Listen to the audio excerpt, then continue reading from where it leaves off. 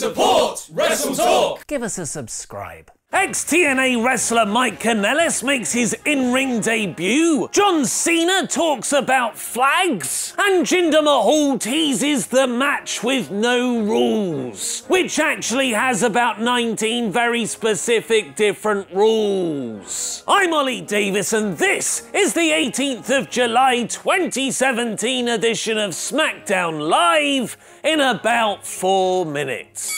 Smackdown opened with the aforementioned Jinder Mahal lesson on how Punjabi prison matches work. It's quite simple. There are 4 doors in the inner structure, which will be opened when a competitor calls for them. The centre tagger then lights a pine cone on fire and throws it to the player at whack bat. The player hits the pine cone and runs to knock a cedar stick off the crossroads. Twig runners dash back and forth until the pine cone burns out, and the umpire calls hotbox. Finally, the score downs are added up, then divided by 9. And in addition to all that, as Mahal reminded us at the end, in this match, there are no rules. Randy Orton then climbed the outer structure to tell Jinder he's winning the belt back this Sunday at Battleground. Even with 1 mile of steel-reinforced bamboo, this feud remains very, very tedious. Jimmy Uso beat Kofi Kingston by rolling a top rope crossbody into a pin. That's your big go-home angle for their feud. The story has been booked out of sequence. The go-home spot should have been their brilliant rap battle to make people actually excited for Battleground.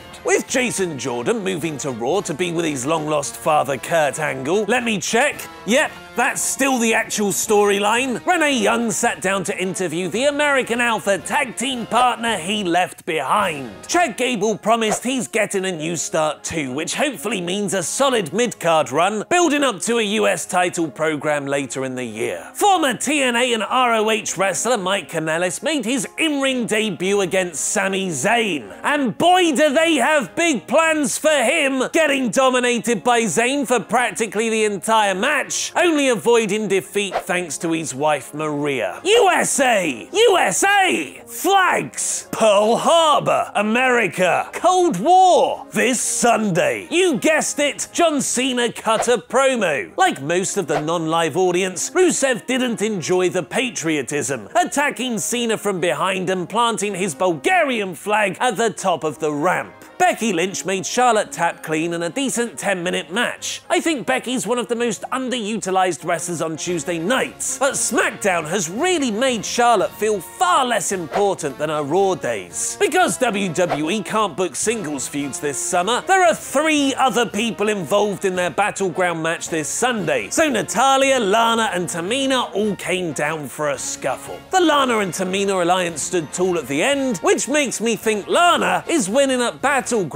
Breezango's Fashion Files skits are consistently among SmackDown's top segments, and despite a few goofy gags, their latest X-Files parodies are no different. Fandango's comedy is so good, he even made the rather lame joke of a delivery guy being mistaken for an alien work. The fake little green man was delivering a box that contained the severed head of Fandango's cuddly toy horse Tully, and a note that said to be concluded at Battleground, which probably means Chad Gable is going to be Fandango and Breeze's baby. The main event was a tag team match tying together 2 different Battleground feuds, AJ Styles versus Kevin Owens and Shinsuke Nakamura versus Baron Corbin. Owens pinned Styles after a blind tag in a fun match, but this was the go-home show to a pay-per-view. After Raw managed a really good pre-Great Balls of Fire show, SmackDown have yet to wake from their post-WrestleMania slumber. Oh well, at least there's talking oh god damn it!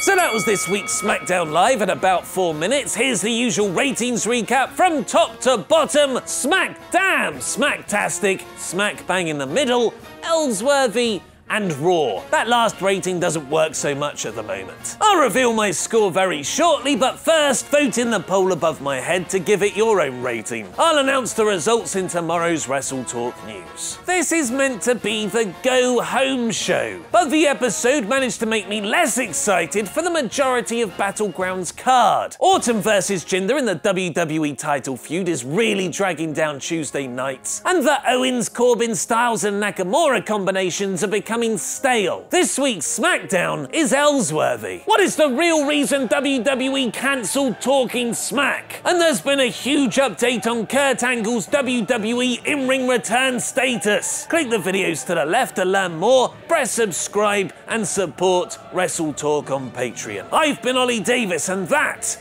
was wrestling.